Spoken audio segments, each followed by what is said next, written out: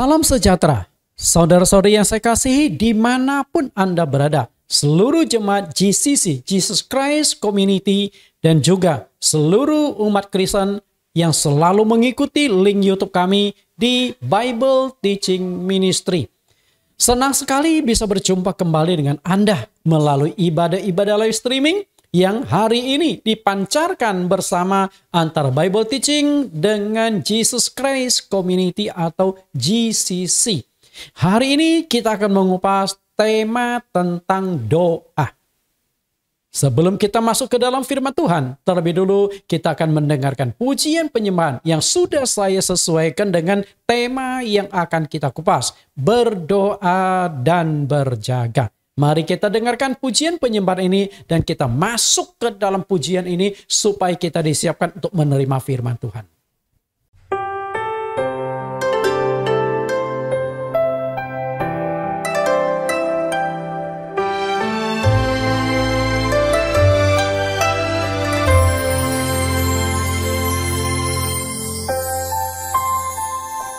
Ku berdoa dan berjaga-jaga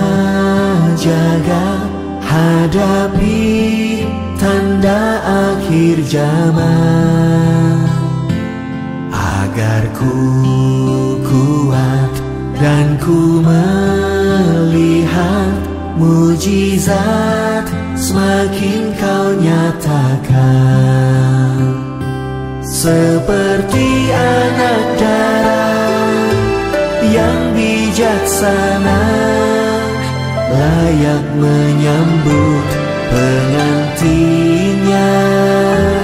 Ku mau siap sedia bagimu Raja, di saat hari Tuhan tiba.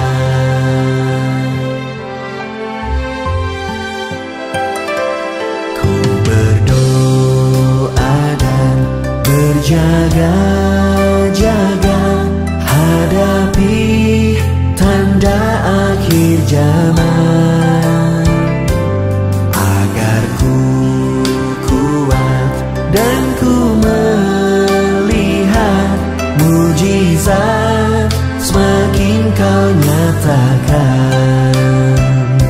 Seperti anak darah yang bijaksana, layak menyambut pengantinnya. Ku mau siap sedia bagimu Raja, di saat hari Tuhan tiba.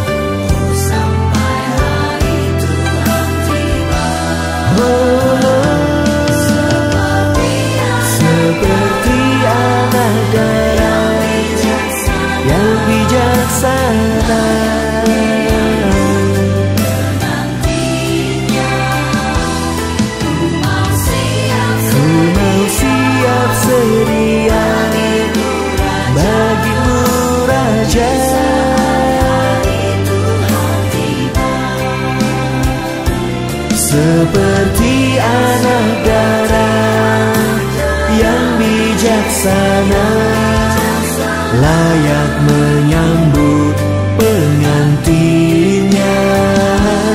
Ku mau siap sedia bagimu Raja, di saat hari Tuhan tiba.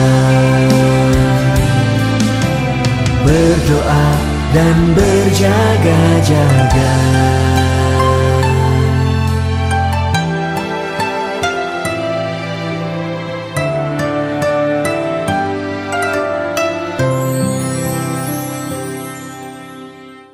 Bapak Ibu, kita sudah mendengarkan pujian penyembahan. Lagu ini enak dan nuansanya nuansa Chinese tradisional.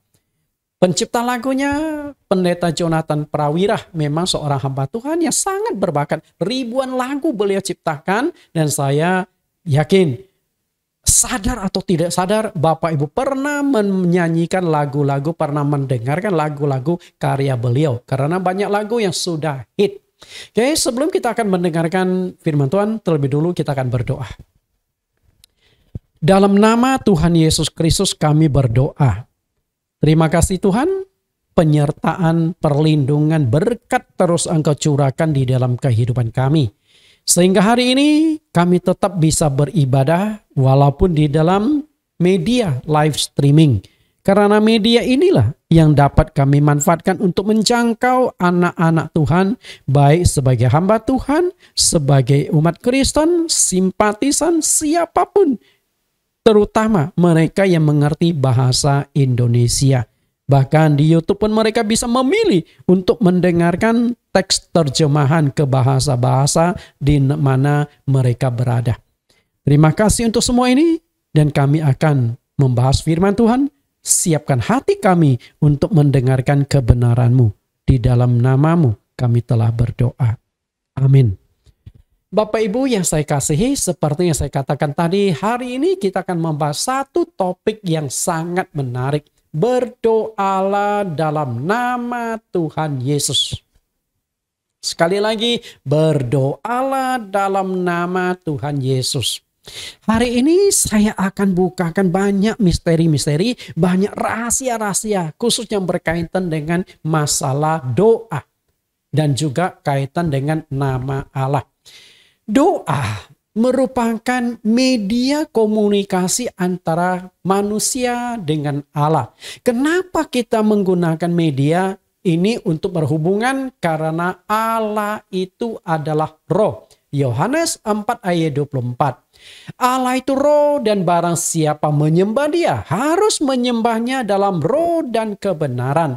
Perhatikan kata menyembah. Menyembah itu sudah cakupan doa, menaikkan pujian, ungkapan syukur, penyembahan-penyembahan yang kita lakukan itu sesungguhnya kita wujudkan di dalam satu kondisi kita berdoa kepada Allah. Nah, doa inilah yang merupakan media komunikasi dengan Allah karena Allah itu adalah roh. Maka manusia hanya bisa berhubungan atau berkomunikasi dengan Allah secara roh. Jadi roh ketemu roh. Ya, roh menghubungi roh. Karena Allah itu roh. Kecuali kalau Allah ada fisik, ada wujud yang nyata. Mungkin Anda bisa bertemu langsung, Anda bisa telepon, bisa WhatsApp. Betul? Atau bisa kirim email. Tapi kan Allah itu roh. Saya yakin Anda WhatsApp. Kepada siapa Anda WhatsApp? Anda email kepada Allah di sorga. Saya jamin 100%. Nggak mungkin ketika Anda kirim email kepada Allah di sorga. Besoknya email masuk. Ya anakku lu minta apa? Kan nggak mungkin. Allah nggak mungkin menggunakan media-media seperti itu. Tapi Allah sudah sediakan satu media berkomunikasi dengannya. Yaitu berdoalah. Okay. Wujud media komunikasi manusia dengan Allah adalah doa. Karena itu semua agama di dunia, apapun agama itu, mengajarkan umat yang berada di agama itu cara-cara berdoa, cara-cara berhubungan, berkomunikasi dengan Allah yang mereka sembah sesuai dengan apa yang mereka yakini. Agama Hindu punya cara sendiri berhubungan dengan Tuhan yang mereka sembah. Agama Islam punya cara sendiri. Konghucu, Buddha, Kristen, Katolik. Masing-masing punya cara sendiri. Bagaimana mereka bisa berhubungan, bisa berkomunikasi dengan Allah yang mereka sembah. Dalam agama Abrahamik. Bapak Ibu tahu Abrahamik itu agama apa? Perhatikan kata Abraham. Nah ada Ika. Di ujungnya. Nah, agama Abrahamik adalah agama yang masih bertalian, masih ada benang merah, ikatan yang cukup erat antara agama itu, penganut-penganutnya dengan Abraham. Karena itu di dunia ini ada tiga agama yang disebut sebagai agama Abrahamik. Agama pertama adalah Yudaisme. Karena Dari Abraham lahirlah Ishak. Dari Ishak kemudian lahirlah Esau dan Yakub. Kemudian dari Yakub Allah memberikan keturunan 12 anak laki-laki. Nah, dari 12 laki-laki itulah yang akhirnya menjadi 12 suku Israel. Nah, disinilah yang munculnya agama Yudaisme. Lalu yang kedua adalah agama Kristen. Tadi saya sudah katakan Israel atau Yakub yang namanya diubah oleh Allah menjadi Israel punya 12 anak laki-laki yang menjadi 12 suku Israel. Kemudian dari suku Yehuda turun-turun lahirlah Yesus Kristus. Jadi agama Kristen yang dimana Yesus Kristus sebagai Tuhannya, yang sebagai pokok penyembahannya berasal dari suku Yehuda. Jadi agama Kristen erat sekali hubungan dengan Abraham. Nah, kemudian satu lagi adalah Islam. Dan Islam juga menjadi tokoh utamanya itu adalah tokoh yang cukup pentingnya itu adalah Abraham. Karena itulah Abraham merupakan salah satu nabi Ibrahim yang disembah, yang diakui di dalam agama Islam. Inilah agama Abrahamik. Nah, tentunya di dalam setiap agama juga mengajarkan cara berdoa, aturan-aturannya. Misalnya Yahudi atau Yudaisme. Mereka itu ada ajaran dalam satu hari mereka harus berdoa 3 kali kepada Allah yang mereka sembah. Sang pencipta langit dan bumi. Allah Abraham, Ishak dan Yakub itu. Sehari 3 kali, jam 9 pagi 1 kali, jam 12 siang 1 kali, dan jam 3 sore 1 kali. Setiap hari 3 kali rutin berdoa kepada Allah. Lalu bagaimana dengan Islam? Ternyata Islam lebih banyak lagi. Sehari mereka berdoa 5 kali.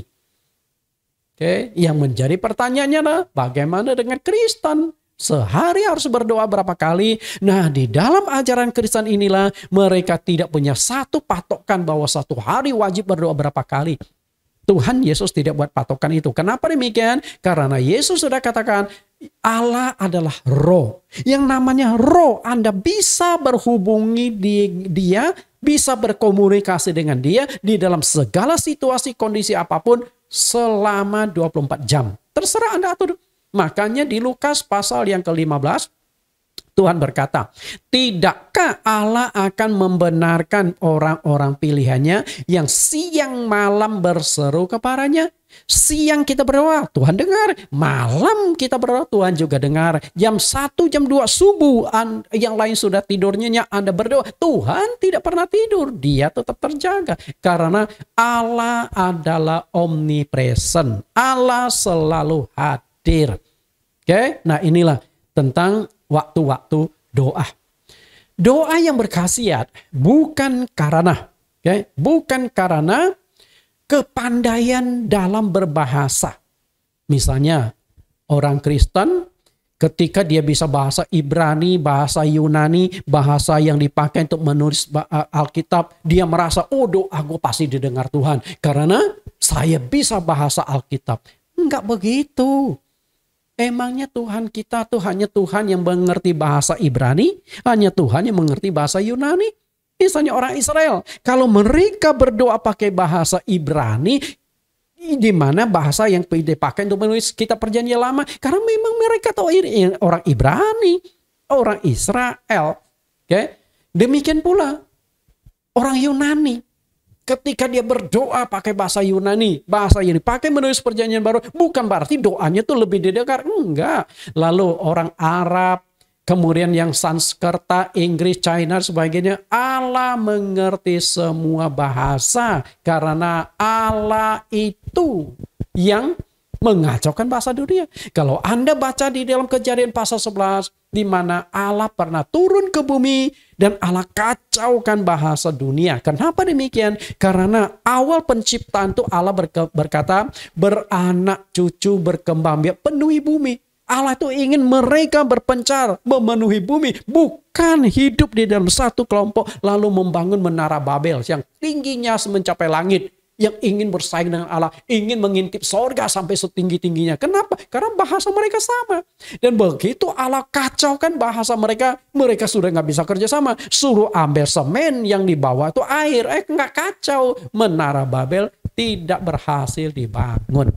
Kalau gitu, Allah yang kacaukan bahasa dunia, masa Allah yang maha tahu tidak mengerti bahasa dunia? Itulah sebabnya kenapa disebut Allah maha tahu. Oke? Maha tahu. Artinya bahasa apapun di dunia dia tahu. Bukan berarti karena engkau mengerti bahasa Arab, mengerti bahasa Yunani, Ibrani, Allah lebih dengar, jawaban doamu lebih cepat. Tidak begitu. Kalau sesama manusia memang. Kalau dengan orang Inggris, saya nggak bisa berkomunikasi dengan bahasa Inggris, tidak bisa menulis surat pakai bahasa Inggris, nggak bisa terjadi komunikasi. Apa yang saya harapkan tidak terjadi. Itu manusia, tapi Allah tidak demikian. Nah, doa yang berkhasiat juga bukan karena kepandaianmu menyusun kata-kata yang indah. Karena sebelum kalimat itu diucapkan, Allah sudah tahu apa yang akan kita doakan. Dengan kata lain, isi otak kita pun Tuhan tahu. Oh, dahsyatnya Tuhan. Itulah yang namanya maha tahu. Kita lihat Matius pasal 6 ayat 7-8. Lagi pula doamu itu jangan kamu bertele-tele. Seperti kebiasaan orang-orang yang tidak mengenal Allah. Mereka menyangka bahwa karena banyaknya kata-kata doanya akan dikabulkan. Jadi janganlah kamu seperti mereka. Karena Bapamu mengetahui apa yang kamu perlukan sebelum kamu minta kepadanya. Perhatikan, sebelum kalimat doamu terucap dari mulut, Tuhan sudah tahu isi otak kita. Luar biasa. Okay? Kalau sesama kita, istri suami yang tidur seranjang, malah tahu. Maka mereka saling tahu? Enggak. Makanya kenapa suami istri banyak berantem, bisa saling salah paham, saling konflik. Karena enggak saling mengerti, tidak saling tahu. Kalau sudah bicara pun kurang nggak jelas, salah paham lagi. Tapi Tuhan tahu, otak kita pun Tuhan tahu. Artinya, sebelum kita berdoa, Tuhan sudah tahu apa yang akan kita minta. Karena itu, jangan bertele-tele artinya panjang, lebar, pakai kalimat-kalimat yang enak didengar. Tuhan nggak peduli itu. Satu kali ada seorang anak kecil lagi bermain di kampung itu. Tiba-tiba seekor kerbau yang ganas lepas dari kandang. Kemudian kerbau itu mulai ngejar orang, tanduk sini, tanduk sana. Sudah banyak yang korban. Dan akhirnya kerbau ini sedang berlari menuju ke arah di mana anak itu sedang bermain. Kemudian orang sudah mulai teriak, "Dik, cepat kabur." Tapi anak itu keasikan, dia nggak memperhatikan. Dan akhirnya ketika kerbau itu sudah mendekat, anak kecil itu hanya tahu berdoa makan. Karena orang tua yang ngajarkan. Kalau berdoa sederhana saja. Tuhan berkatilah makanan ini. Karena masih terlalu kecil untuk mengerti kalimat yang panjang-panjang. Dan begitu kerbau datang. Akhirnya dengan iman dia berkata, Tuhan berkati makanan ini. Sambil nunjuk kepada kerbau. Anda tahu, kerbau itu lewat lompat di atas kepala dia. Selamatlah dia. Karena dia hanya tahu Tuhan berkati makanan ini. Makanya ketika lihat kerbau yang mau nubruk dia. Tuhan berkati makanan ini. Selamat dia. Jadi nggak perlu panjang-panjang, tidak perlu bertele-tele, Tuhan sudah tahu. Tetapi bagaimana supaya doa kita dijawab oleh Tuhan? Itu yang paling penting. Bagaimana? Satu penghiburan bagi umat Kristen di Alkitab adalah Allah akan menjawab segala doa yang kita panjatkan. Wah, itu luar biasa. Lihat janji Tuhan. Filipi 4 ayat 6. Janganlah hendaknya kamu khawatir tentang apapun juga, tetapi nyatakanlah dalam segala hal keinginanmu kepada Allah dalam doa dan permohonan dengan ucapan syukur. Perhatikan, segala hal yang kamu inginkan. Artinya, apapun yang kamu harapkan, apapun yang kamu inginkan, apapun yang kamu dambakan, apapun yang kamu perlukan, Tuhan akan mengabulkan lewat doa. Ini kan luar biasa. Janji Tuhan kepada orang Kristen. Tapi masalahnya adalah begini loh. Janji Tuhan begini, tapi faktanya gimana? Berapa banyak, berapa sering keinginan yang kita harapkan itu tidak terwujud. Kenapa doa kita nggak terwujud? Betul nggak? Pertama, mungkin kita punya harapan, keinginan-keinginan, tapi nggak terjadi. Kenapa bisa demikian? Karena kita tidak memintanya kepada Allah. Kita tidak pernah berdoa. Jadi Allah itu hanya akan mengabulkan orang yang meminta kepadanya, berdoa kepadanya. Walaupun sebenarnya dari surga Tuhan tahu apa yang dibutuhkan kita. Tapi Tuhan juga ingin melatih kita punya etika, punya sopan santun, punya satu keinginan mendekati dia, mengharapkan dia. Ibaratnya begini ini, saya dengan anak. Katakanlah anak saya suatu hari mau sekolah, mau minta uang jajan. Tapi setelah dia datang kepada saya, dia liatin saya. Saya sudah tahu yang dia minta itu uang jajan. Tapi saya tidak akan kasih. Saya akan tunggu dia. Sampai dia keluarkan kalimat, "Papi minta uang jajan ya." Nah baru saya akan tarik dompet saya. Saya kasih dia. Tapi kalau dia datang ke depan saya, hanya lihat saya sudah tahu kepingin minta uang jajan. Tapi dia tidak ngomong, ya sudah. Dia pandang saya pandang, kita pandang-pandangan 15 menit. Nggak apa-apa. Sampai kalimat dia berkata, "Papi minta uang jajan." Baru saya kasihkan. Nah kadang-kala Tuhan pun bisa bertindak seperti itu. Tuhan tahu apa yang kau butuhkan. Tapi Tuhan melatih kita. Tuhan ingin supaya kita punya hubungan antara Bapa dengan anak di dalam etika rohani. Tuhan, saya minta ini, saya minta itu. Seperti itu. Itulah cara Tuhan mendidik kita. Yakobus 4 ayat 2. Kamu mengingini sesuatu tetapi kamu tidak memperolehnya. Lalu kamu membunuh, kamu iri hati, kamu tidak mencapai tujuanmu. Lalu kamu bertengkar dan kamu berkelahi. Nah kalimat selanjutnya sangat penting. Kamu tidak memperoleh apa-apa karena kamu tidak berdoa. Perhatikan di sini.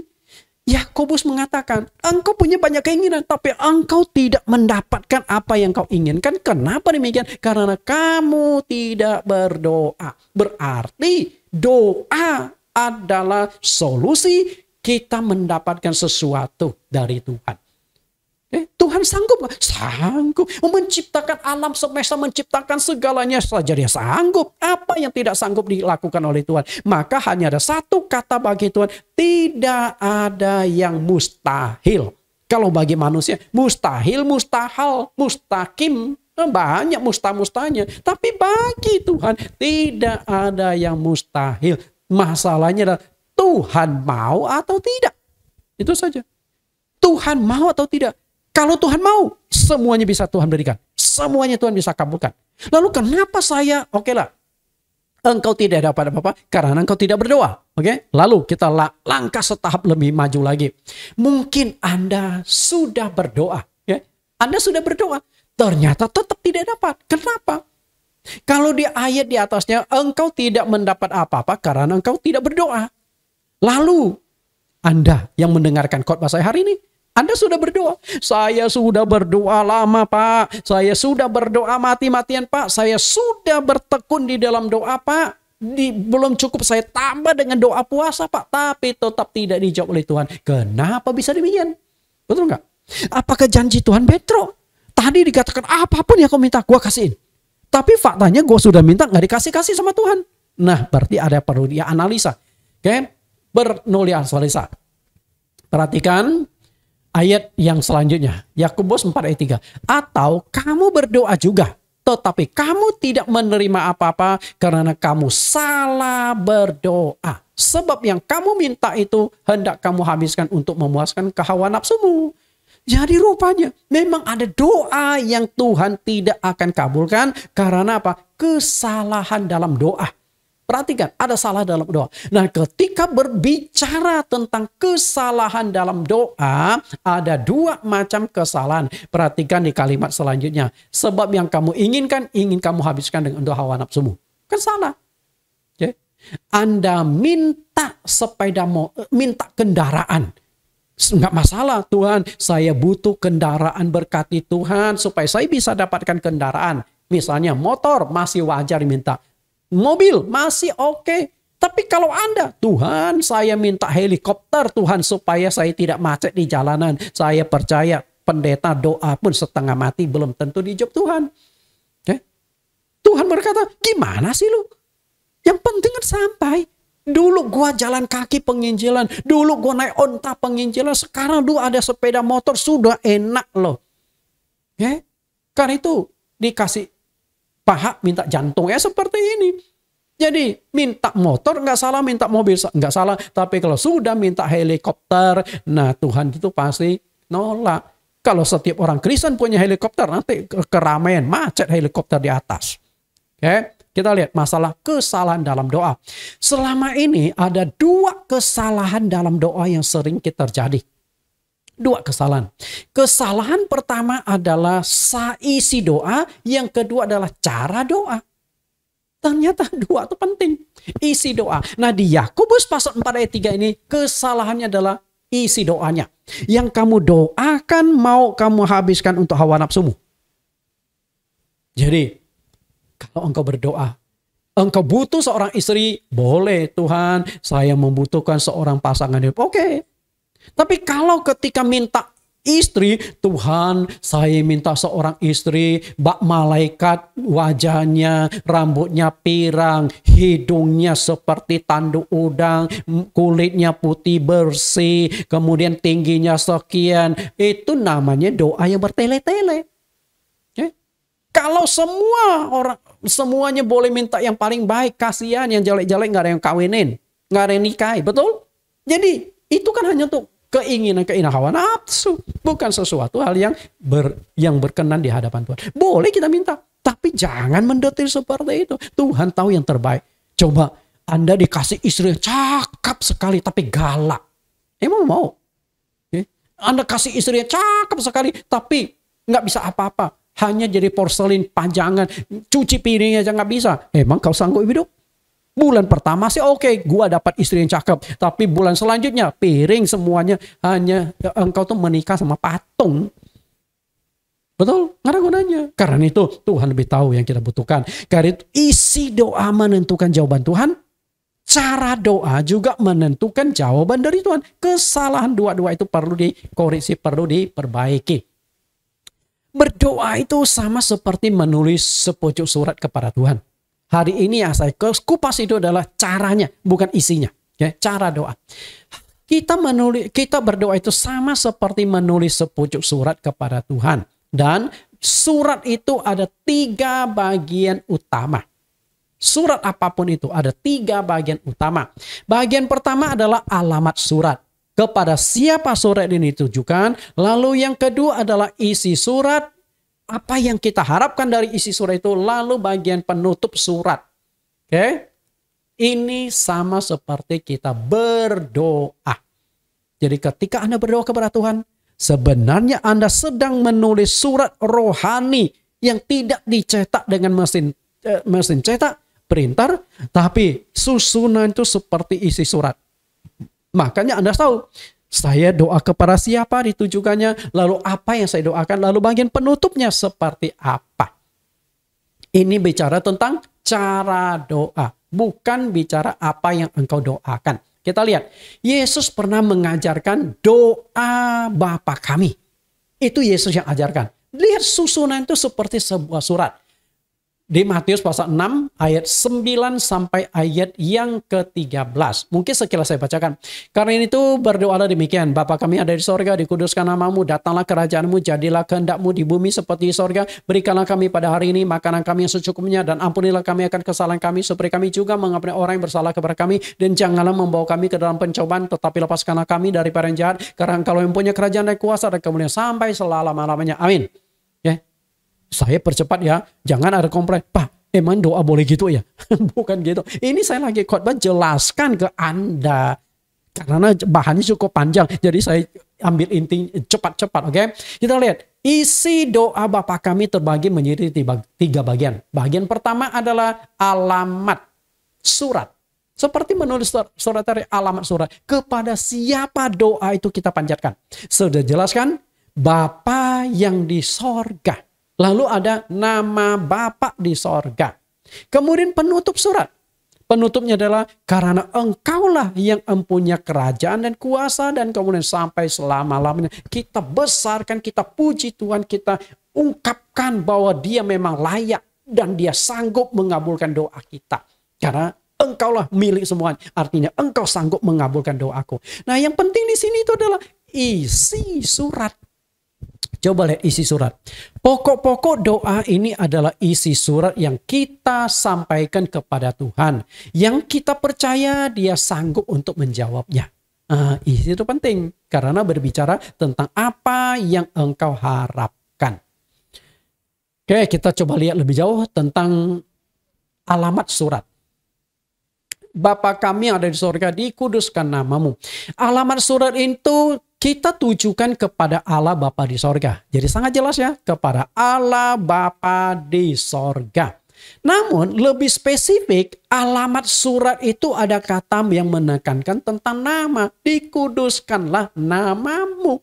Jadi ketika kita berdoa kepada Allah Bapa di sorga, kita juga harus memahami siapa nama Allah Bapa kita.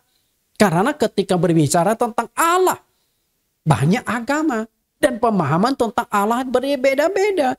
Allah yang disembah orang Islam belum tentu sama seperti yang disembah oleh orang Kristen, betul? Coba orang Kristen ketika datang, siapa Allahmu? Yahweh atau Yehova atau Yesus. Kan kalimat-kalimat nama-nama itu muncul, betul nggak? Nggak mungkin. Orang Islam ketika ditanya, siapa nama Allah kalian? Namanya Yesus Kristus. Itu sih tinggal dibaptis. Nggak mungkin mereka kan seperti itu, betul? Nah demikian pula Hindu, Buddha, Konghucu. Nggak mungkin ketika kita tanya mereka, Allah kalian siapa?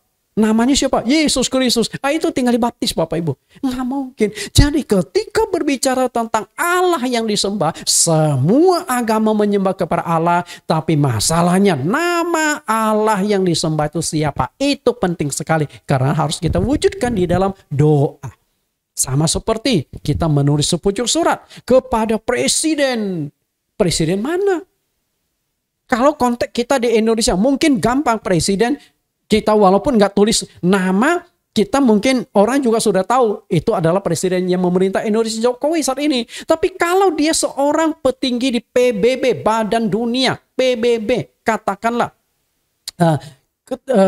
Dewan Keamanan, PBB, pimpinannya ketika mau menulis surat kepada presiden, nah loh, di dunia ada hampir 200 presiden. Presiden mana? Nah itu kan nggak bisa berlaku. Oke, karena itu harus hati-hati ya. Nama doa dalam konteks waktu. Saya akan membahas konteks waktu. Konteksnya itu saya bagi menjadi 3. Nama doa dalam konteks waktu. Konteks waktu di dalam Alkitab saya bagi 3 bagian. Perjanjian lama, transisi, dan perjanjian baru.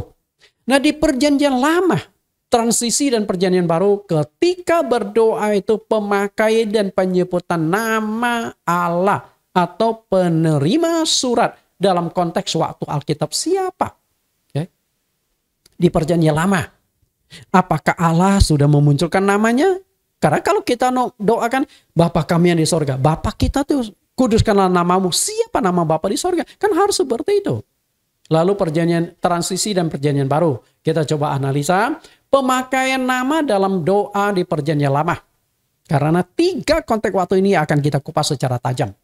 Pemakaian nama doa dalam perjanjian lama.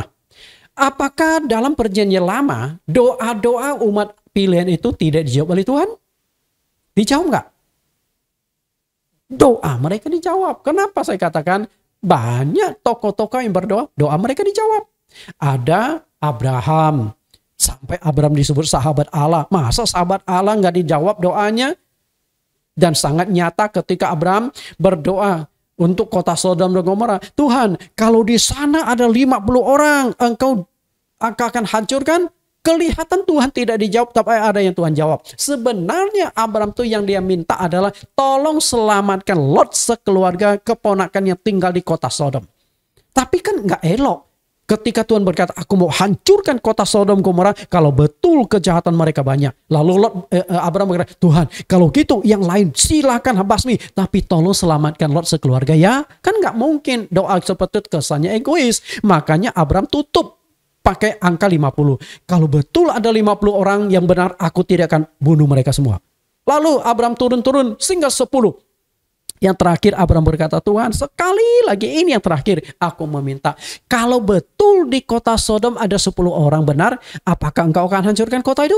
Tuhan berjanji lagi, kalau betul ada 10 orang, Aku tidak hancurkan karena masih memandang 10 orang itu. Tapi faktanya kota Sodom Gomora Tuhan hancurkan. Dan di sanalah di sanalah Lot sekeluarga itu tinggal. Tapi Tuhan sudah menjawab doa Abraham.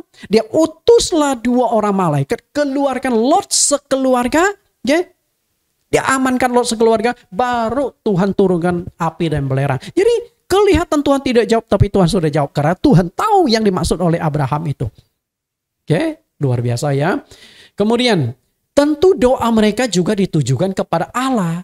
Namun siapa atau nama Allah yang mereka pakai dalam doa itu siapa? Nabi Musa pernah mempertanyakan nama Allah. Satu kali, Musa menggembalakan kambing domba di padang gurun. Ketika dia lagi santai istirahat kali, dia melihat ada semak belukar. Apinya tuh menyala. Sehingga dari lumayan jauh dia bisa kelihatan. Waduh, akhirnya dia datangi. Penasaran. Waktu dia datang lebih dekat, dia takjub sekali. Kenapa? Karena api menyala, tapi semak belukarnya tidak terbakar. Ada api. Seumur-umur hidup Musa. Seumur-umur dia menggembalakan kambing domba. Baru kali ini melihat hal yang begitu ajaib. Sehingga dia ingin datang lebih dekat lagi. Lalu ada suara. Musa, jangan terlalu mendekat. Karena tempat yang engkau datangi adalah tempat yang kudus. Akhirnya Musa juga kaget. Dari semak belukar lalu ada suara. Baru dia tahu, wah ini bukan sembarang nih. Ini dari Tuhan. Nah saat itu Tuhan berkata kepada Musa. Bahwa aku sudah melihat kesengsaraan umatku. Aku akan membawa dia keluar dari Mesir menuju ke tanah Kanaan. Engkau yang akan pimpin umatku. Musa ketika mendengar perintah Tuhan akan memimpin bangsa Israel pindah dari Mesir menuju ke tanah Kanaan. Dia kaget sekali. Karena itu bukan perkara kecil.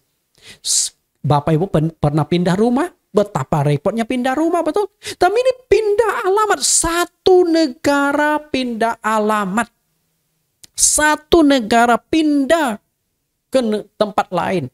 Dan itu bukan jaraknya 1-2 kilometer. Jaraknya beratus-ratus kilometer. Maka tidak heran mereka melakukan perjalanan sampai 40 tahun baru masuk ke tanah Kanaan. Bukan berarti tidak ada jalan pintas, ada. Jalan pintasnya hanya sebulan lebih juga sampai. Tapi Tuhan sengaja bawa mereka, melatih mereka di padang gurun dan lain sebagainya.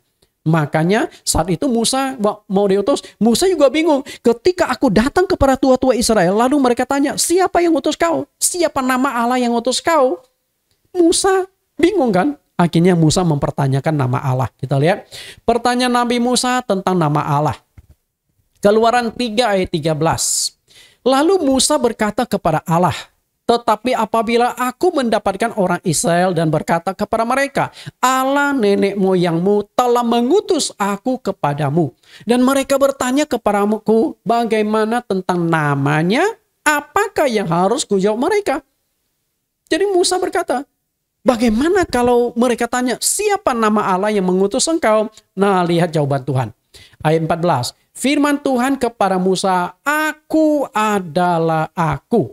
Lagi firmannya, beginilah kau katakan kepada orang Israel, akulah aku telah mengutus aku kepadamu. Kok aku diulang-ulang ya. Dan ada hal yang sangat menarik di sini yang perlu kita perhatikan. Ayat 15, selanjutnya berfirmanlah Allah kepada Musa, beginilah kau katakan kepada orang Israel, Tuhan Allah nenek moyangmu, Allah Abraham, Allah Isa, Allah Yakub telah mengutus aku kepadamu, itulah namaku untuk selama-lamanya dan itulah sebutanku turun-temurun. Perhatikan dengan baik-baik kalimat di sini Bapak Ibu. Saya ingin mengajak Anda melihat lebih tajam tentang aku adalah aku.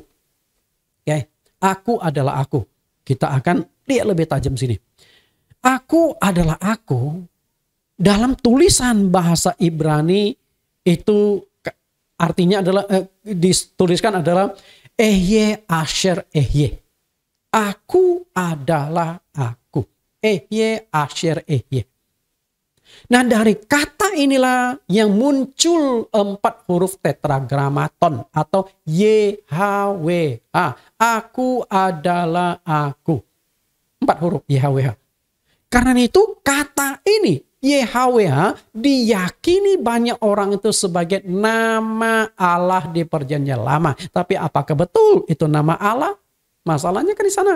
Kita lihat YHWH. Satu hal yang mesti kita ketahui, tulisan Ibrani kuno tidak ada huruf vokal. Jadi yang namanya tulisan Latin. Sekarang kan ada 26 huruf dan disisipi dengan huruf hidup. A, E, I, O, U atau vokal. Kalau tulisan abjad Latin ini tidak ada A, E, I, O, U, huruf mati semua, kita juga bingung. Oke?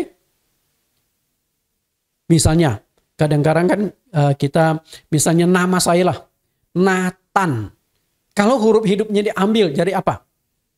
NTN. Betul nggak? NTN. Nah, Anda mau baca apa tuh? Nonton? Ketika Anda baca nonton juga bisa. NTN. Namamu apa? NTN. Orang juga NTN. Oh, jadi ujung-ujungnya kan orang panggil Pak TN, Pak TN. Tuan. TN Tuan. Jadi hati-hati. Huruf hidup itu sangat-sangat penting untuk memaknai sebuah kalimat.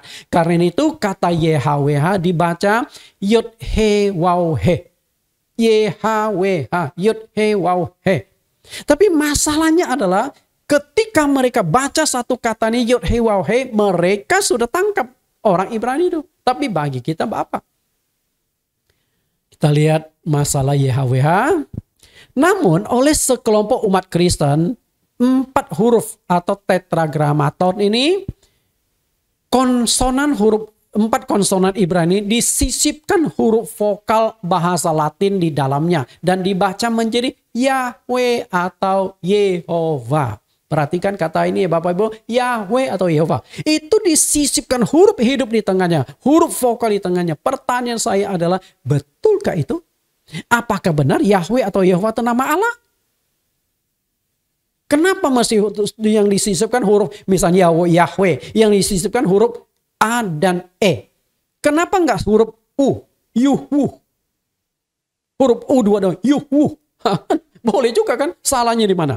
Karena aturannya apa yang harus disisipkan? A dan E. Nah, atau Yehova. E-O-A.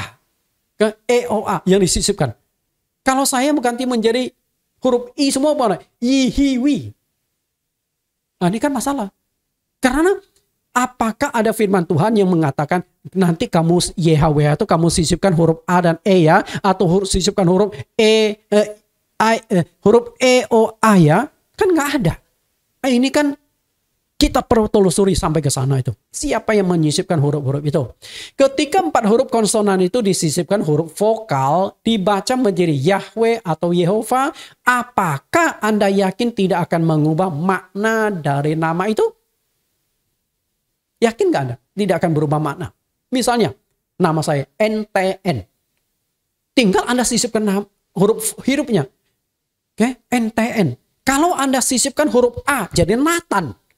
Kalau Anda sisipkan huruf O, jadi nonton.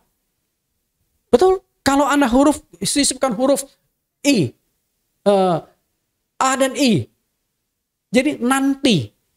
Nanti, pokoknya ketika sisipkan huruf itu maknanya sudah berubah. Ketika Anda Nathan, NTN, Anda kasih huruf O, jadi nonton. Nonton.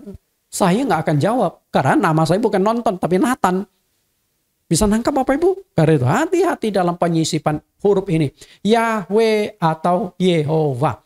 Pernah satu kali ketika saya bertemu dan diskusi dengan kelompok yang anti menggunakan kata Allah. Anti sekali. Makanya mereka ganti menjadi Yahweh atau menjadi Yehova.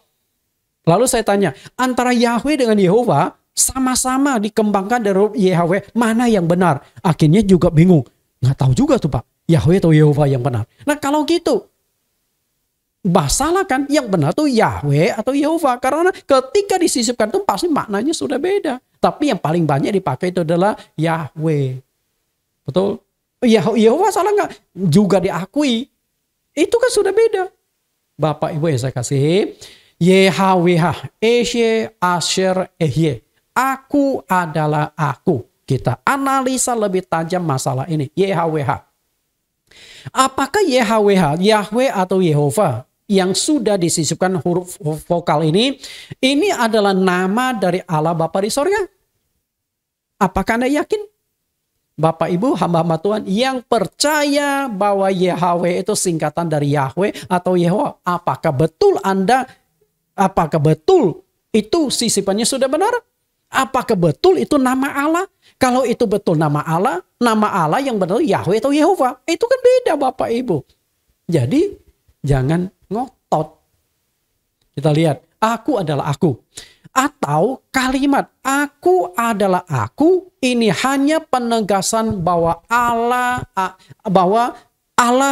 adalah satu-satunya. Okay? Allah yang Maha Esa, yang Maha Kuasa, Maha Kekal, berdaulat atas seluruh kehidupan di atas muka bumi. Jadi ketika Musa bertanya, siapakah engkau? Tuhan berkata, YHWH. Aku adalah aku. Ye Asher Ye. Maksud Tuhan adalah akulah yang berdaulat, akulah satu-satunya, akulah yang Maha Esa, akulah yang Maha Tahu, akulah yang menjadi Maha Sang Pencipta, akulah yang menguasai alam semesta. Tidak ada yang lain selain aku. Okay? Apakah tidak menutup kemungkinan maknanya seperti itu? Dia satu-satunya, aku adalah satu-satunya. Karena selalu ada ayat di dalam kali perjanjian lama, Tuhan berkata, aku satu-satunya, tidak ada yang lain. Artinya kalau mau sembah, yaitu dia. Sang pencipta itu sendiri. Tapi itu bukan nama. Yahweh itu menurut saya belum tentu itu nama. Tapi menegaskan dia, aku adalah dia yang Maha Esa, dia yang berkuasa, dia sang pencipta, dia satu-satunya. Harus bedakan antara nama dengan sebutan. Nama dan sebutan. Kita harus bedakan dengan jelas. Nama, diri, dan sebutan. Nama diri adalah identitas atau pengenal pada diri seseorang. Itu nama diri. Misalnya, nama diri saya adalah Nathan Curnawan. Itu nama diri. Tapi ada sebutan untuk saya.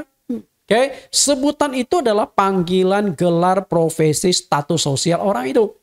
Misalnya, saya bisa disebut pendeta, dosen, ayah, suami, dan lain sebagainya. Di hadapan jemaat, saya adalah pendeta. Jadi ketika katakanlah di sini ada 100 jemaat nih, 100 jemaat. Ketika ada jemaat yang teriak, Pak Pendeta, pasti yang saya jawab, ya ada apa? Kenapa? Karena saya pendeta di sana. Itu sebutan saya. Walaupun mereka tidak menyebut pendeta Nathan. Enggak. Oke. Lalu masalah muncul lagi. Oke. Munculnya begini. Kebetulan gereja saya walaupun kecil, di dalam gereja saya itu hampir 10 pendeta. Jadi pendeta yang ikut pengajaran saya, kemudian tertarik, lalu minta dibaptis ulang dan gabung dengan saya, hampir 10 pendeta. Oke. Nah dari katakanlah suatu hari ibadah 200 jemaat hadir. Karena jemaat kami lebih kurang 200 orang. Saat itu lalu ada jemaat teriak, Pak Pendeta, padahal di sini ada 10 pendeta termasuk saya. Kira-kira yang akan jawab siapa? Pasti saya duluan. Karena apa? Karena saya pimpinan di sana. Saya gembala senior di sana. Di bawah saya memang ada pendeta-pendeta. Betul? Nah itu masalah identitas. Sebutan. Lalu dosen. Di hadapan murid-murid saya adalah dosen. Di hadapan anak-anak saya bukan pendeta. Di hadapan anak-anak saya papanya. Kalau saya tetap menggunakan status sebagai pendeta, pasti ada jarak dengan anak-anak. Kemudian di hadapan istri, saya suaminya. Saya bukan pendeta. Karena kalau saya memainkan fungsi sebagai pendeta di hadapan istri, begitu salah saya keluarkan ayat Alkitab tuh. Bisa repot istri saya. Oke? Nah itu dia. Nama dan sebutan. Harus kita bedakan dengan jelas. Namun seringkali terjadi bahwa nama dan sebutan itu menyatu. Sehingga jika kita tidak memahaminya akan salah mengerti. Nama dengan sebutan itu menyatu. Contoh. Keluaran pasal 3 ayat 13 sampai 15. Setelah saya dalami kalimat-kalimat di ayat itu, kelihatan ada penyatuan antara nama dengan sebutan. Oke, nama dan sebutan menyatu. Contohnya, Laksamana.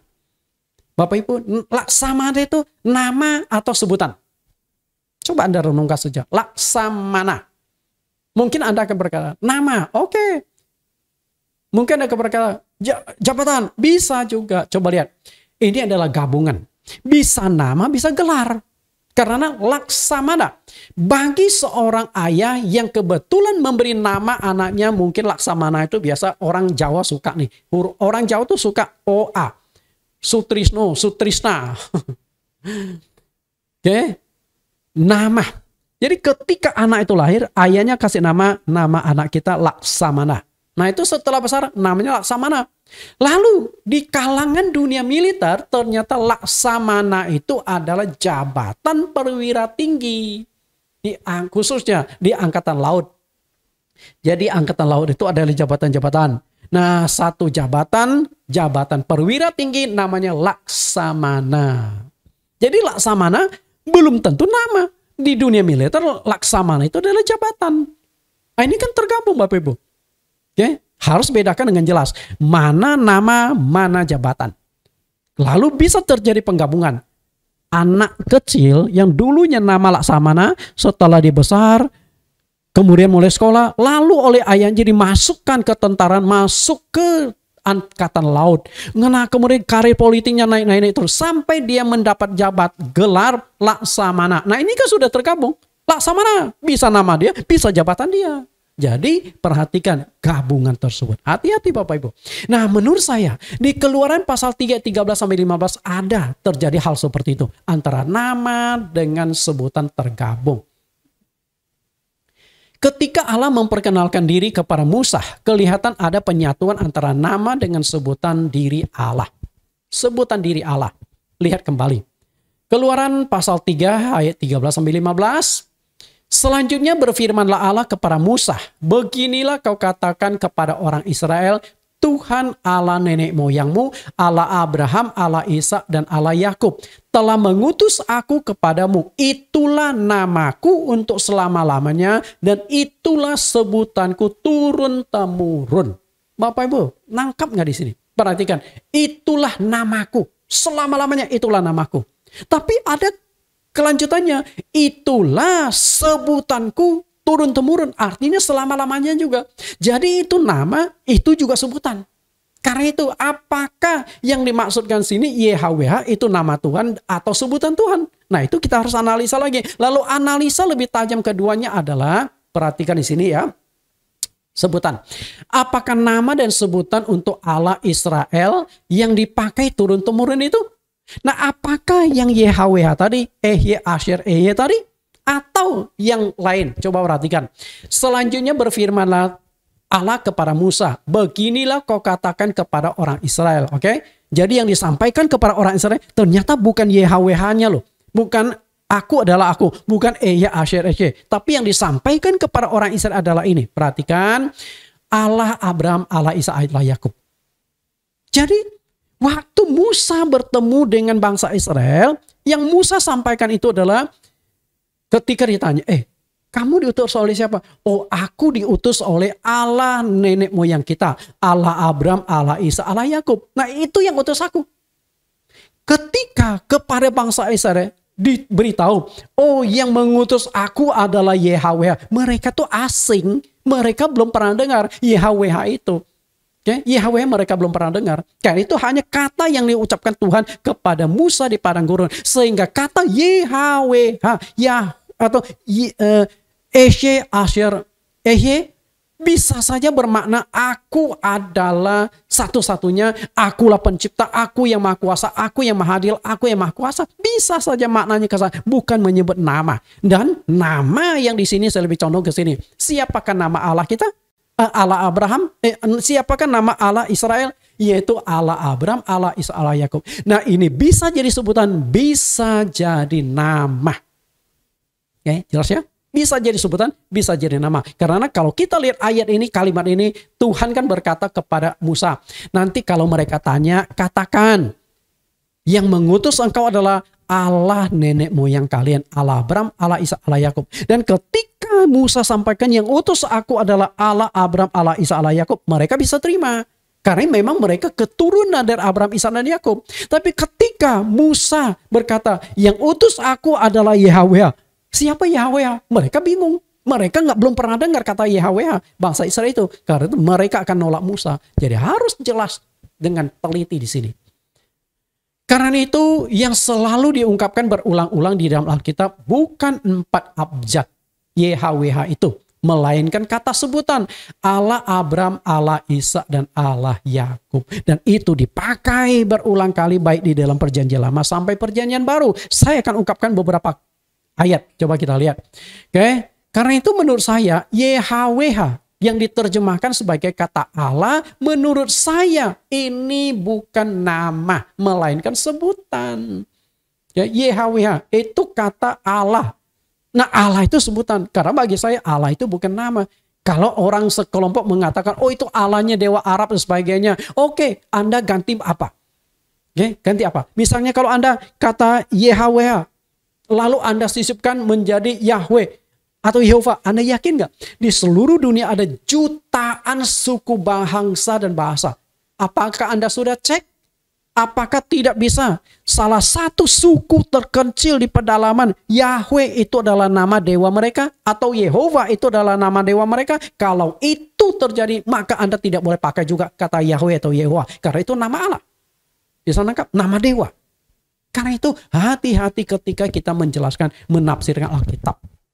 Harus lihat konteks keseluruhannya. Allah Abraham, Allah Ishak, dan Allah Yakub. Itu menurut saya adalah sebutan Allah, juga bisa dipakai sebagai nama Allah di dalam perjanjian lama. Karena Tuhan berkata, itulah namaku, itulah sebutanku, turun-temurun. Lihat perjanjian lama.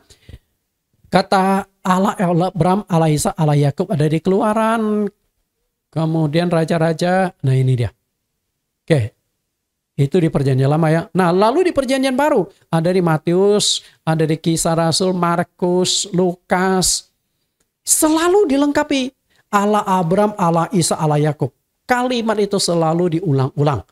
Kita coba kutip salah satunya.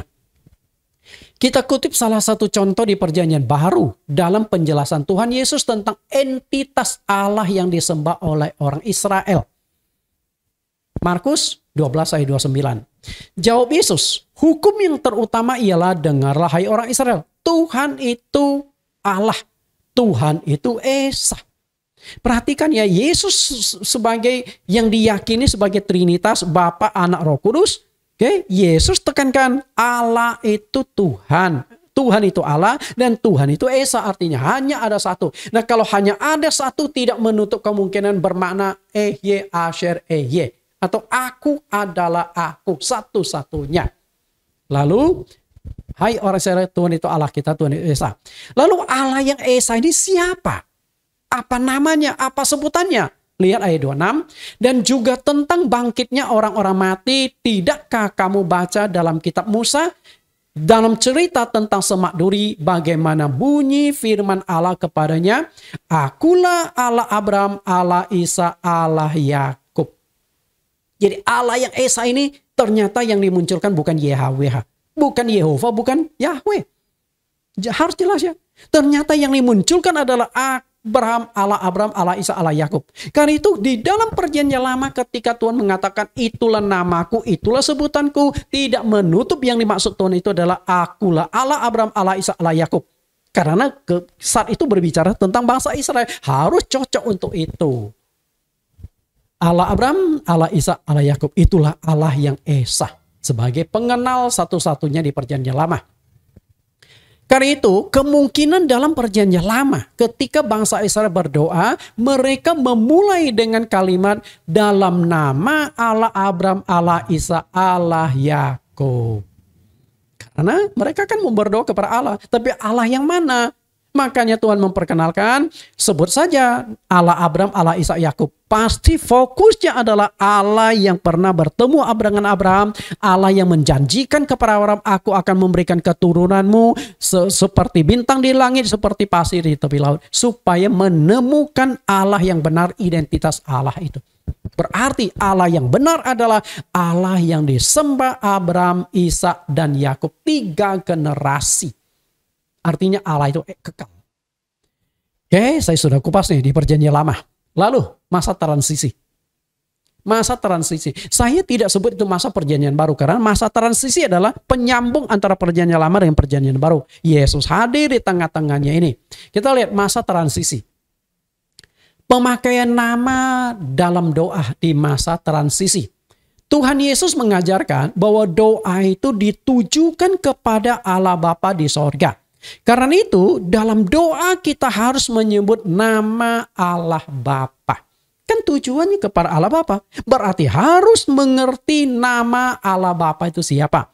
Coba lihat kembali doa yang diajarkan oleh Tuhan Yesus. Lukas 11 ayat 1 sampai 2.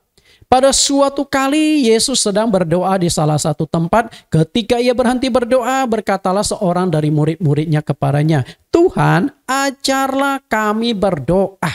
Jadi murid-murid Yesus sendiri minta Yesus ajarkan cara berdoa. Berarti cara yang Yesus ajarkan itu berarti susunan harus jelas. Nah dari sanalah akhirnya munculnya yang kita kenal dengan istilah doa Bapa kami. Ayat 2, jawab Yesus kepada mereka, "Apabila kamu berdoa, katakanlah, Bapa, dikuduskanlah namamu, datanglah kerajaanmu." Kalimat ini perhatikan, Bapa itu penerima doa kita yang saya sudah katakan tadi seperti mengirim surat kepada Bapa di sorga. Tapi Bapa yang di sorga itu kan pasti punya nama. Maka Yesus katakan, dikuduskan namamu. Lalu nama Bapa di sorga itu siapa? Apakah nama Bapa kita di sorga YHWH 4 huruf itu? Tidak boleh disisipkan vokal ya, karena sudah disisipkan sudah salah. Nah atau oleh mereka yang sudah menyisipkan nama itu menjadi Yahweh atau Yehova. Apakah itu nama Allah? Menurut saya tidak.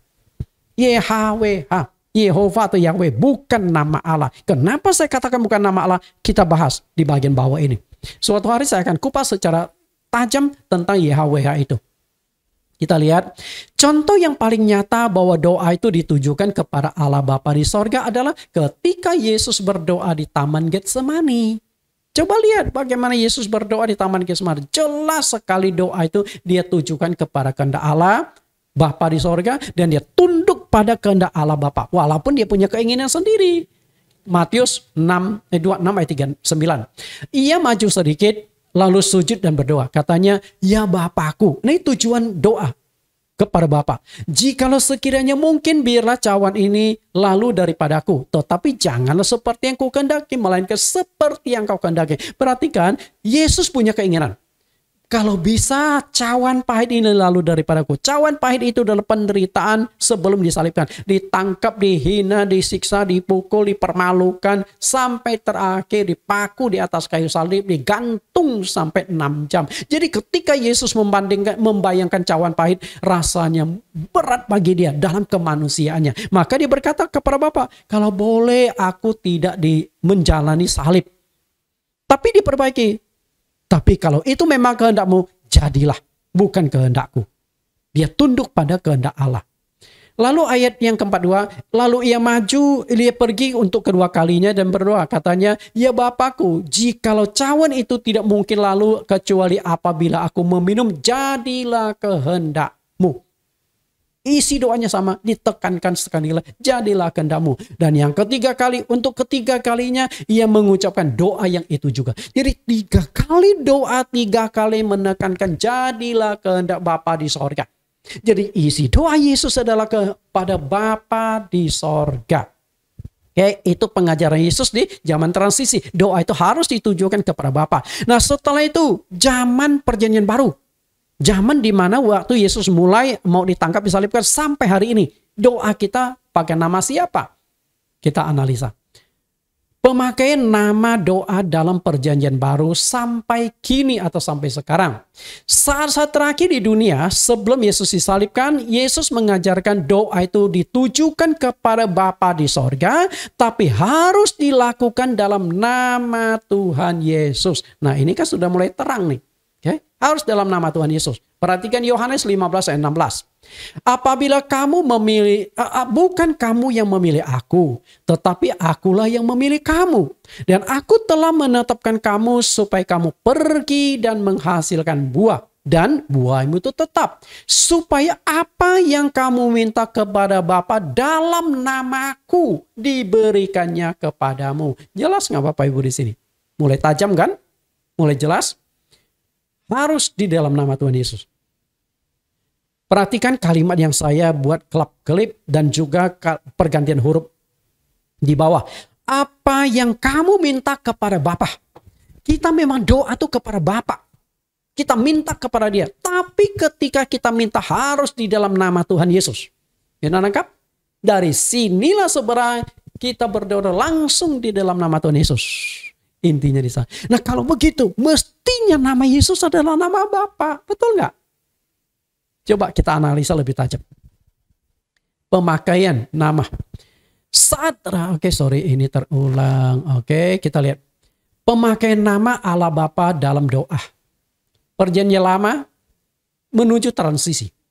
Dari perjanjian lama ke masa transisi belum memunculkan nama Allah, hanya sebutannya. YHWH menurut saya itu sebutan, bukan nama. Kenapa saya katakan bukan nama?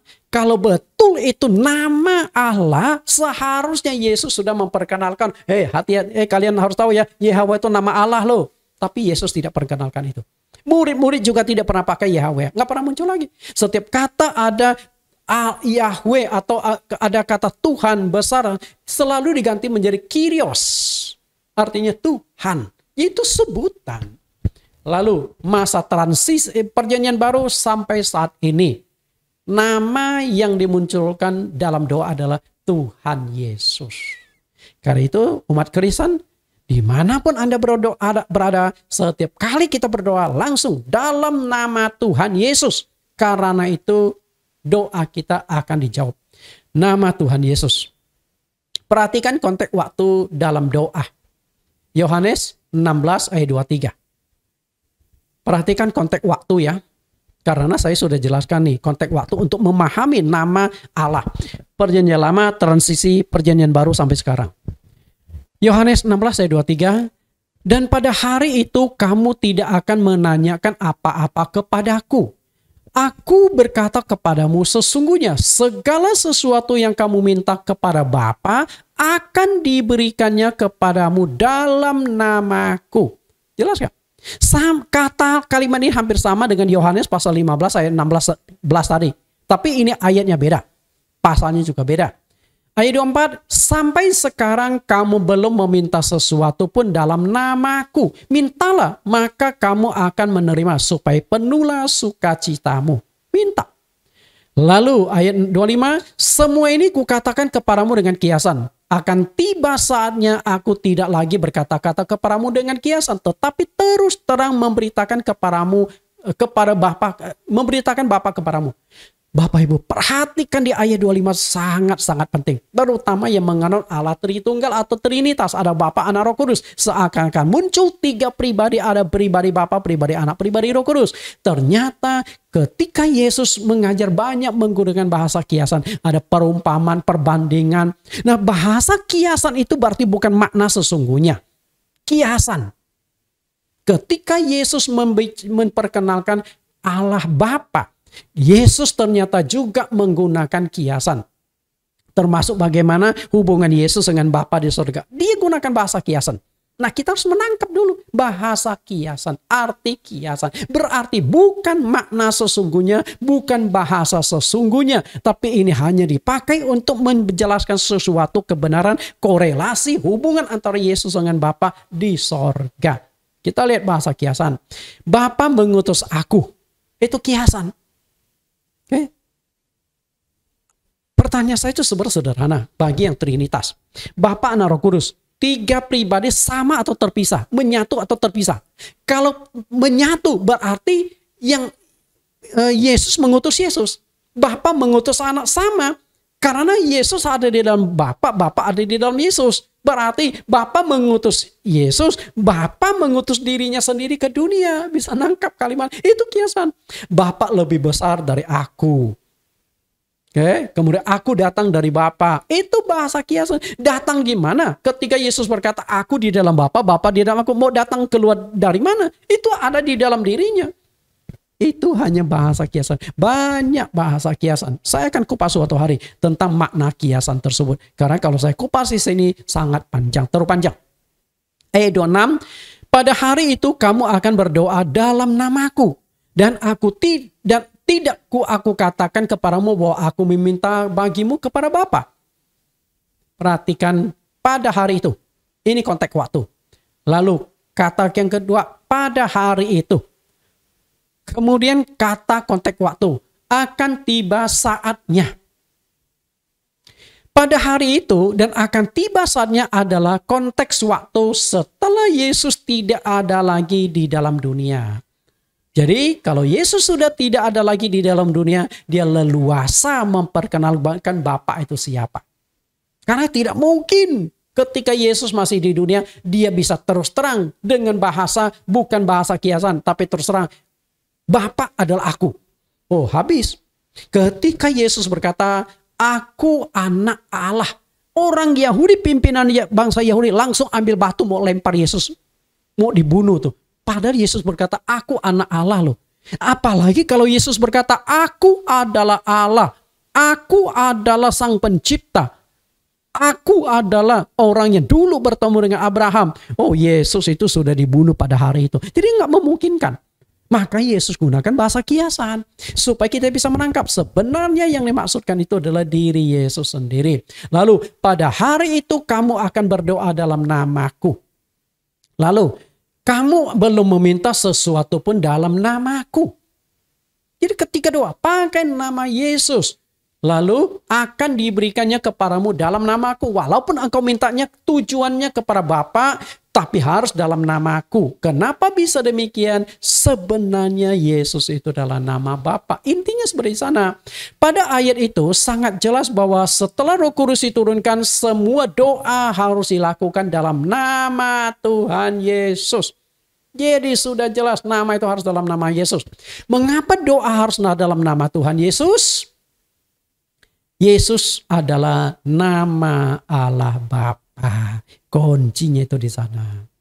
Jadi nama Allah Bapa kita itu bukan YHWH. Bukan Yahweh atau Yehova. Karena jika itu nama Allah Bapa, Yahweh atau Yehova, seharusnya waktu Anda berdoa, dalam nama Yahweh aku berdoa, dalam nama Yehova aku berdoa. Kenapa masih pakai nama Yesus? Berarti pun Anda punya doktrin tidak konsekuen.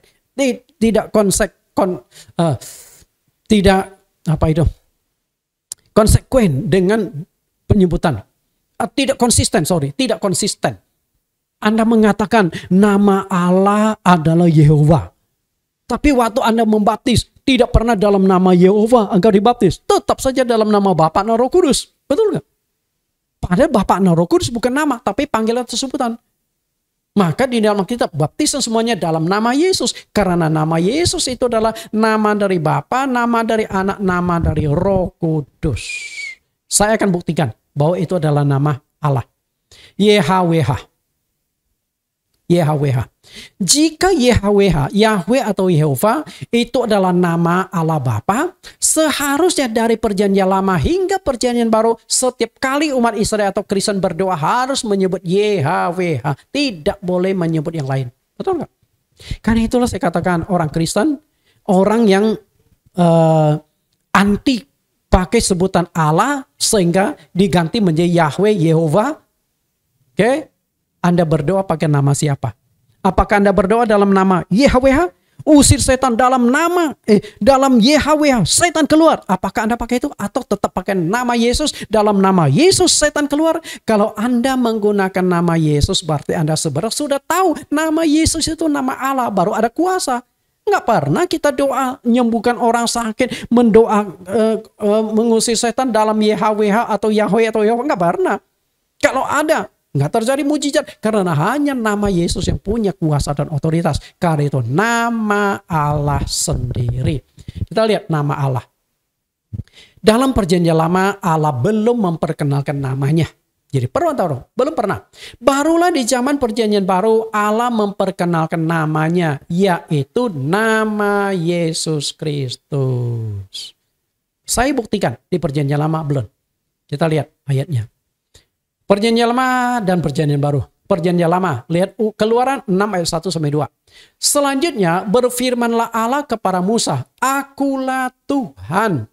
Nah, kata Tuhan itu oleh mereka yang anti kata memakai nama Allah itu diganti langsung menjadi Yahweh. Aku telah menampakkan diri kepada Abraham, Ishak dan Yakub sebagai Allah yang Maha Kuasa, tetapi dengan namaku Tuhan atau namaku Yahweh, aku belum menyatakan diri. Perhatikan kata belum menyatakan diri.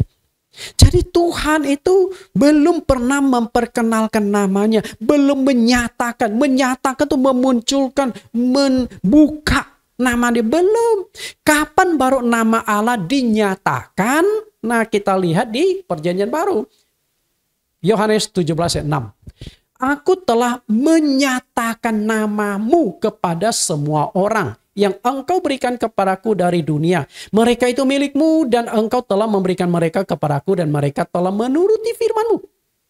Perhatikan baik-baik kata ini. Yesus berkata, aku telah, waktu Yesus berdoa kepada Bapa di sorga, dia berkata, aku telah menyatakan, itu memperkenalkan, mengungkapkan, memberitahukan namamu kepada semua orang.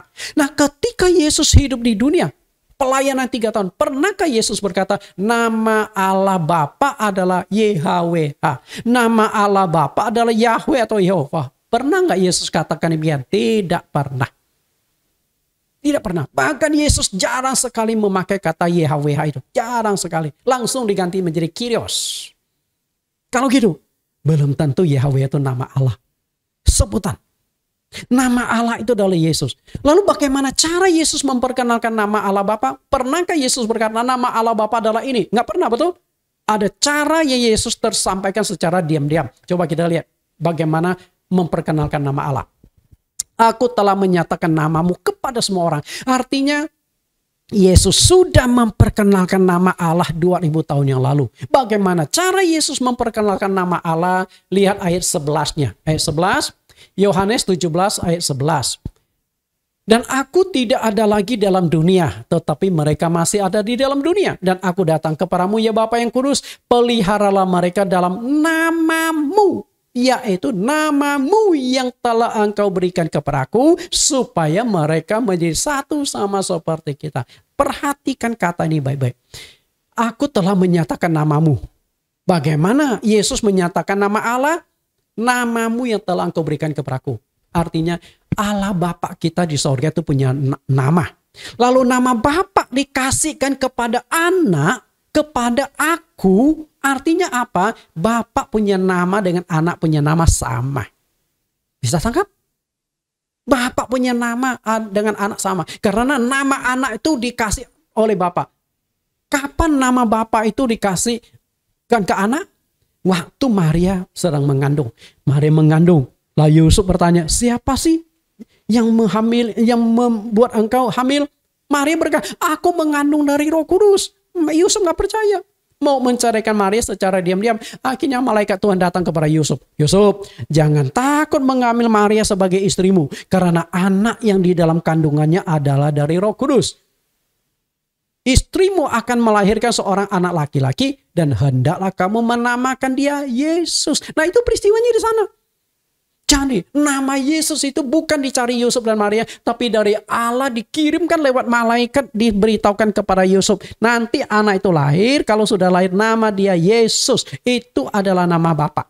Karena Yesus kan berkata, peliharalah mereka dalam namamu, yaitu namamu yang aku berikan kepadaku. Nama Bapa dikasih ke anak, secara otomatis Bapa punya nama adalah Yesus. Yesus dan Bapa adalah satu pribadi yang sama.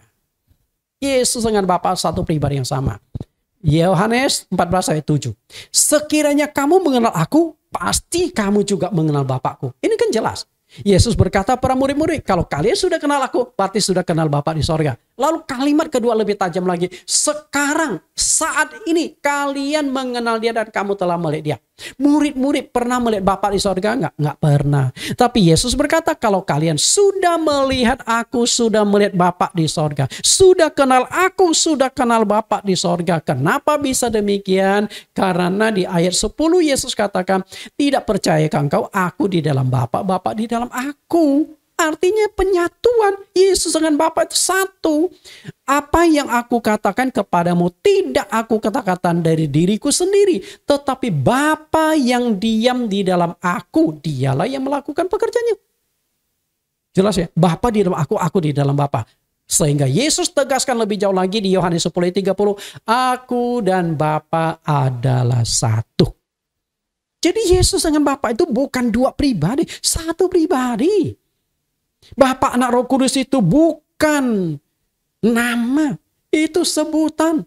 Sebutan yang mewakili fungsi-fungsi Bapa pencipta, memelihara alam semesta, fungsi Anak penyelamat. Anak itu saat fungsinya, Bapa nggak bisa menyelamatkan manusia. Yang bisa menyelamatkan manusia itu adalah Anak. Kenapa demikian? Karena untuk menyelamatkan manusia, Ibrani 9 ayat 22, tanpa penumpahan darah tidak ada pengampunan. Untuk menyelesaikan dosa dibutuhkan darah. Bapa atau Allah itu roh, tidak punya darah. Nah, bagaimana supaya Allah punya darah? Allah harus menjadi manusia. Inkarnasi menjadi manusia dalam diri Yesus Kristus. Artinya sekarang kita sudah punya darah yang tidak tercemar. Karena itu darah Yesus itu adalah darah Allah sendiri. Dan bagaimana supaya Yesus bisa hadir di dunia? Lewat Roh Kudus. Roh Kudus masuk ke dalam rahim Maria, lahirlah Yesus. Jadi Bapa dan Roh Kudus sama. Maka Yesus berkata, aku dan Bapa adalah satu. Nah, kalau dia dan Bapa itu satu, otomatis Roh Kudus juga ada di dalam. Roh Kudus adalah rohnya Yesus sendiri. Kisah Rasul 16 ayat 6-7. Silakan dibuka. Oke, kemudian jika Yesus dan Bapa adalah satu, dengan sendirinya nama Bapa dan Anak itu sama. Nama Bapa dan Anak itu sama. Karena itu setiap kali kita berdoa langsung dalam nama Tuhan Yesus. Karena itu adalah nama Allah. Berdoa dalam nama Tuhan Yesus. Yohanes 14 ayat 13-14. Lihat perkataan Yesus. Dan apa juga yang kamu minta dalam namaku. Ya, dalam namaku. Kalau awal dia katakan dalam nama Bapa kami di sorga. Nah, sekarang sudah jelas. Bapa di sorga namanya adalah Yesus. Jadi ini bukan kiasan lagi. Apa yang kamu minta dalam nama? Minta dalam namaku, aku akan melakukannya. Supaya Bapa dimuliakan dalam Anak. Dan jika kamu meminta sesuatu kepadaku dalam namaku, aku akan melakukannya. Jadi kalau Anda berdoa, jangan pakai YHWH. Karena Yesus berkata, dalam namaku, kecuali YHWH itu nama Yesus. Tapi kan waktu waktu malaikat berkata kepada Yusuf, nanti anak itu akan lahir, nanti kasih nama YHWH ya, Yahweh atau Yehovah. Enggak, tapi namanya Yesus. Oke? Nama Yesus. Kolose 3:17. Dan segala sesuatu yang kamu lakukan dengan perkataan atau perbuatan, lakukanlah semuanya itu dalam nama Tuhan Yesus sambil mengucap syukur kepada Dia oleh kemuliaan Allah Bapa. Apapun yang kita lakukan, usir setan dalam nama Yesus, sembuhkan penyakit dalam nama Yesus, berdoa terlebih lagi di dalam nama Yesus. Karena nama Yesus itu yang punya otoritas dan nama Yesus itu mengatasi 3 alam. Nama Yesus berkuasa atas 3 alam. Alam apa saja? Filipi pasal 2 ayat 9-10. Ya, itulah sebabnya Allah sangat meninggikan Dia dan mengaruniakan kepadanya nama di atas segala nama, supaya dalam nama Yesus bertekuk lutut segala yang ada di langit, yang ada di bumi, dan yang ada di bawah bumi. 3 dimensi. Di langit, ketika engkau naik pesawat, mesinnya mati, berdoa dalam nama Yesus, Tuhan selamatkan. Mujizat terjadi, nama Yesus bekerja di sana. Di bumi, apalagi di laut, ketika engkau selam atau naik kapal selam ratusan meter ke bawah, tiba-tiba kapal selamnya bocor, sebut dalam nama Yesus, ada pertolongan karena nama Yesus tetap bekerja di bawah. Itu nama Allah. Karena bukan nama Allah, tidak mungkin ada kuasa yang begitu dahsyat. Karena itu berdoalah dalam nama Tuhan Yesus. Itulah kesimpulan khotbah kita hari ini. Kita tundukkan kepala kita berdoa. Dalam nama Tuhan Yesus kami berdoa. Terima kasih Tuhan, hari ini kembali kami disingkapkan sebuah kebenaran, kami dicerahkan, dan kami menemukan kebenaran yang sangat berharga. Doa harus dilakukan di dalam nama Tuhan Yesus. Karena ini adalah nama di atas segala nama, nama yang berkuasa di langit, di bumi, dan di bawah bumi. Terima kasih Tuhan. Dan kami percaya nama mempunyai otoritas untuk taklukkan setan-setan seperti laporan murid-murid, untuk sembuhkan penyakit, untuk melakukan berbagai macam tanda mujizat. Karena Yesus Kristus adalah nama Allah itu sendiri. Hari ini kami dibukakan, semoga untuk selanjutnya kami umat Kristen boleh memakai nama Yesus Kristus di dalam setiap doa-doa yang kami panjatkan. Sesuai dengan apa yang Kau perintahkan kepada kami. Terima kasih Tuhan, itulah doa permohonan kami. Segala puji, hormat, dan kemuliaan hanya bagi-Mu. Amin. Tuhan Yesus berkati, sampai bertemu di lain kesempatan dengan pengajaran-pengajaran lebih dahsyat, pengajaran-pengajaran yang lebih menarik lagi. Mengenai masalah YHWH, suatu saat saya akan kupas. Kita tutup dengan sebuah pujian dengan versi yang berbeda tadi. Berdoa dan berjaga-jaga. Sampai bertemu.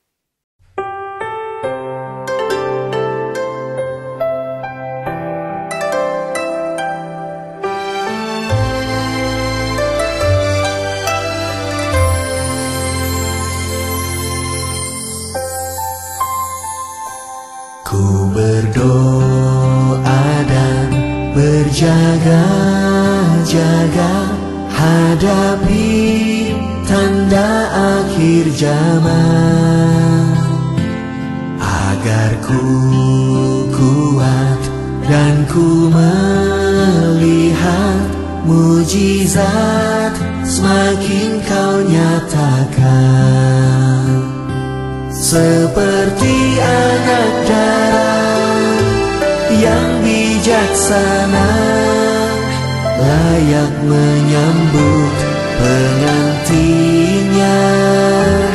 Ku mau siap sedia bagi-Mu Raja, di saat hari Tuhan tiba.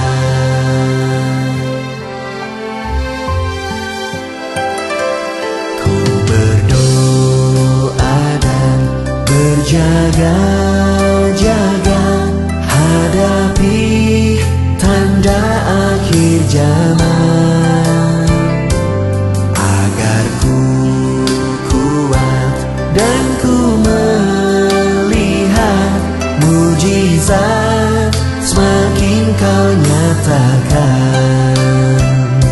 Seperti anak darah yang bijaksana, layak menyambut pengantinnya.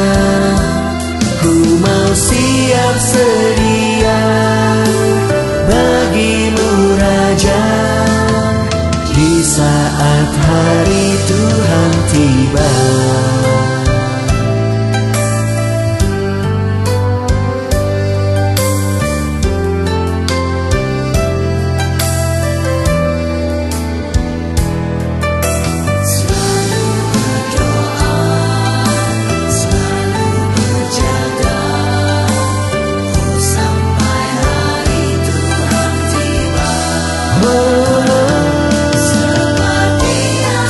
Seperti anak darah yang bijaksana,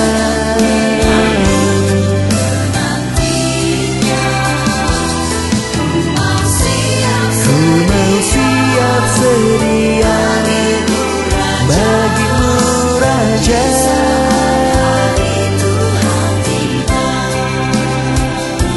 seperti anak darah yang bijaksana, layak menyambut pengantinnya.